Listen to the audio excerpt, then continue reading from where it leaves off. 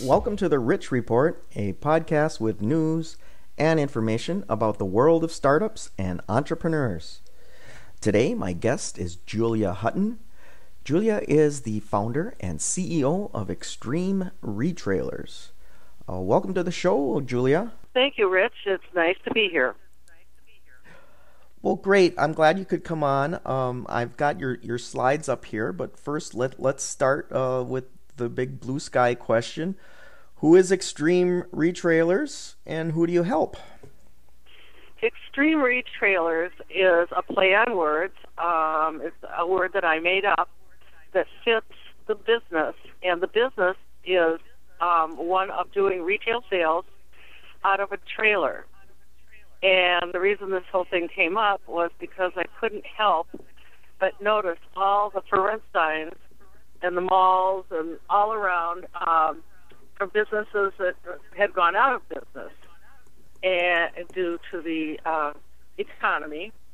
And being a retailer myself, I definitely was noticing a lot of pressure as well. So I thought, wouldn't it be wonderful if I weren't strapped by a lease, and that I could just pick up and go and move the store to wherever the action was. And that's what gave me the idea of working from trailers, and the name Extreme Retrailers was born.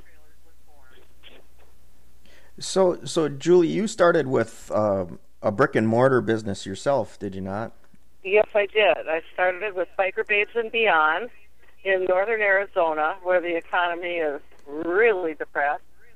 And the reason I did start it there was because there's just tons and tons of bikers, in this part of the country. And while sales were very good, they weren't what they needed to be or what I wanted them to be for the first year. And so I started looking to other ways to make this business work. And so we started going to bike rallies and bike runs and so forth in the trailers, and all of a sudden we started doing the kind of numbers that a business needs to do well. And I went, this is interesting. So now we have four that are working not only biker rallies and motorcycle events, but rodeos, equestrian, music, concerts. The sky is the limit. So you took this model, you tried it out yourself, right? You built these trailers and you figured out how to optimize some of the features inside to help sell things, right? And you've made that a franchise to provide to other stores. Is that a fair description? Well, it's not going to be a franchise. It is going to be, they are going to be licensed to other stores, but not only stores, but, for example, a really popular trend in restaurant business is to have a bar, a restaurant, and a store. Well, lots of restaurants don't have room for a store, nor do they have the expertise or the time, perhaps. So all we have to do, and that's what we are doing in certain cases, is providing that store on their really busy night, say from 4 in the afternoon till 9 at night or something like that. And they love it. The trailers light up at night. They draw businesses in there. People are very curious as to what's going on inside the trailers. And I'd like to say a little bit more about inside the trailers, since that was your question. We try to stay consistent with the branding of the company. In other words, the look and the feel on the inside of the trailer. In the case of Biker Babes and Beyond, we always had a black and white checked floor, and that's what we have on the inside of the trailers. And we have a very industrial theme, that the silver color that you referred to, covered up with chain link fence that we can hang things from easily, and chains from the ceiling and so forth that hangers fit through the links in the chains very easily, and they sway with the motion of the trailer en route, and things don't fall off. So I'm looking at some of your pictures here, Julie. So the first one shows some shirts on the shelf and that silver background you describe with the chain link fence.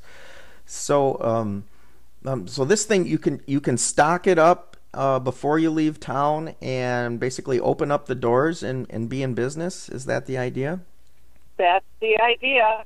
We just sent a team off to Las Vegas Bike Fest yesterday morning, and they were all stocked up, and off they went, and they got there late yesterday while everybody was frantically trying to get their booths set up and everything together. All they did is open the doors. Terrific. So I'm looking at the next picture here. It shows a bunch of women's apparel on a rack, and it's pointing outside. It looks like there's an outdoor rack of things. Is that like an extension of the store? Are you able to bring that along in the truck and do some things outside as well? Absolutely, and we have umbrellas and awnings and so forth outside, and we pull 3 or 4 racks out of the trailer and put certain things that are eye catching on them, and extend the amount of space just a bit that way, and it works Sure. fine. Yeah. And then what do you do about lighting? I mean, isn't it dark inside these trailers? Do you have skylights? How do you work with that? Lighting is taken care of in several ways, and lighting is very, very important. And as we've done these trailers, we've definitely learned secrets and the secrets to success in a whole lot of ways. But we have generators on the trailers in case there is no electricity. And if there is electricity, we of course have the commercial extension cords. Extension cords. And we have not only adequate lighting inside, but we have LED lighting on the outside, and we have Rockley's Shop, which is a trademark of mine, and so we have the specific music on tape, and so that's playing, and the lights are flashing in rhythm with the music, and it sort of looks like a spaceship has landed on Earth at night. Very cool.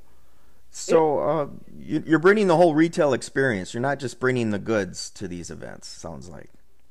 The whole retail experience, exactly. It's a fully functioning retail shop, and it's possible this day because of wireless everything. We have our telephones, our cell phones, I should say, and we have our, just all the wireless credit card machines and things like that you need to do business.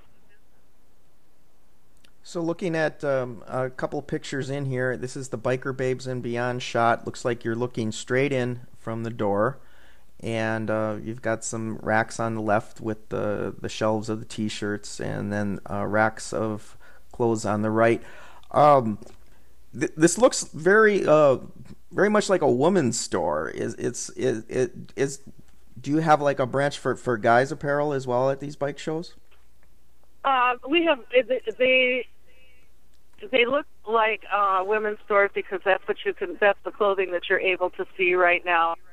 They are not only women. Biker Babes are unisex, and so we've got leathers and chaps and gloves and goggles and all the T-shirts, everything that men and women bikers want and need. So now I'm looking at the exterior of the trailer from the side, and there looks like a door on the side. So you need a pretty solid truck, I would think, to pull something like this. What kind of rig do you use? We use Chevy Avalanches for a couple of different reasons. They were born to haul, number one. They're just great at that. And they're very comfortable, and they have a long life to them. But the other reason we like the Avalanche is because you can fold back the seats and make what is paramount to a queen-size bed so that people who are working the trailer can sleep if they want, actually in the truck very comfortably if the weather permits. Sure. And then we were talking the other day about this. I mean, you not only help with providing the equipment for the store, but if somebody wanted to do this, if they needed help with permits and all that business to get started to come to these events, could you help them with that as well? Oh yes, we offer a full range of services for others that wish to get into this. And I might add that if people are willing to work their own trailer, there's a lot of money to be made, and it's really, really fun. But there's a lot that goes into it, and it's taken us the last couple of years to figure it all out. And we really hope to be able to pass on the information that we've learned through trial and error. But the permit process is intricate. You also have, you have to figure out the cost of clothes. Gas, of course, is extremely expensive these days. You can consider that rent. But all in all, they've been. I can't say how huge the gross profit is compared to the brick and mortar store. It just doesn't even compare. So let's talk about the opportunity here, because you were surprising me the other day with the numbers of people that might come to some of these bike shows, and you're bringing the store to them. I mean, how big are some of these shows? Well, the one at Rio Grande, New Mexico last weekend, I believe, was 12,500 bikes. Now that's a minimum of 12,500 people, but lots of times there's two per bike, and then other people come in. Yeah. So it's like having a store with 12,000 plus people at your doorstep waiting to get in. And I mean, it's like a retailer's dream come true. And Sure. and then you have the one in Las Vegas this weekend, which is supposed to be 20, which is they've advertised 25,000 bikes at that one. And then Wow. of course you have the king of all, which is Daytona Bike Week. And in that little town of Daytona, Florida, Daytona Beach, for 1 week, there's 750,000. That's 750,000 motorcycles in town. Yeah. Don't ask me how they do it, but everything is peaceful and lovely and wonderful and fun. And they keep it all together. That's terrific. Yep. So, Julie, what kind of results? I mean, you can't really compare. Can you compare it to a brick and mortar as far as how many X times of business are you getting per hour open? Have you done those kinds of analysis? I really haven't, but I mean, it's just like thousands of percent more. It's just astronomically more. And as I said, the overhead is about the same as a brick and mortar store once you figure in gas. Yep. And if you're paying somebody to work a show and so forth, it's about the same. But the sales are just so much better that you can't even compare it. So I would imagine you're not sitting idle like you are in a brick and mortar a lot of times waiting for customers. You're open for less hours, but they're very active hours. Is that the way it goes? They're very active. Yeah. Yeah. It keeps two people hopping. Yep. Terrific. And we have, the way we structure that is we have a trailer captain, and that is the person who's in charge of that one trailer and truck and all aspects of it, maintenance, everything. And then they have an assistant, and when the trailer captain wants a day off, the assistant takes over, and vice versa. They work it out between the two of them. Mm-hmm. And when the shows are really big, they work them together because you just one person can't handle all the business. Sure. Well, Julie, how does somebody engage with you? I mean, it sounds like it's a franchise. Do they buy a license and it comes with the gear and you help them get going? How does it work? It's a licensing arrangement. We were thinking of franchising, but we settled on licensing for a variety of reasons. Okay. And And depending on what people want, I've created a menu of services. Some people may just want to buy a trailer through us. That's all they want. They may figure, well, I can do the rest myself. And we have partnered with a trailer manufacturer, and of course are getting extremely low prices on the trailers. Uh-huh. But then again, other people want other services. They don't want to be involved in the build out.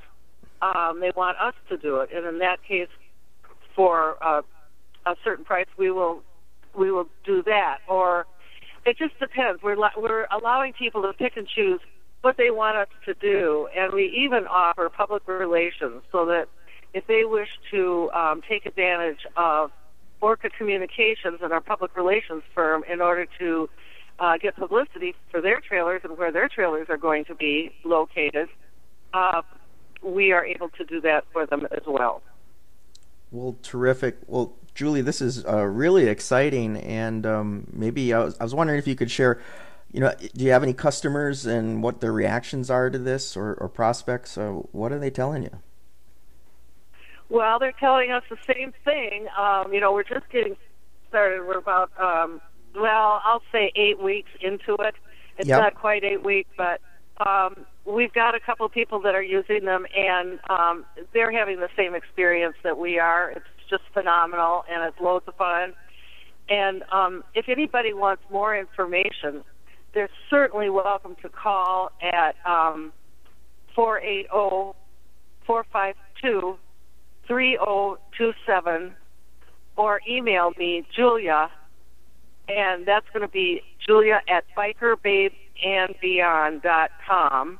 We haven't transferred it over to Extreme Retrailers yet. Okay. bikerbabeandbeyond.com, all one word, and we'll be glad to talk with you and work with you.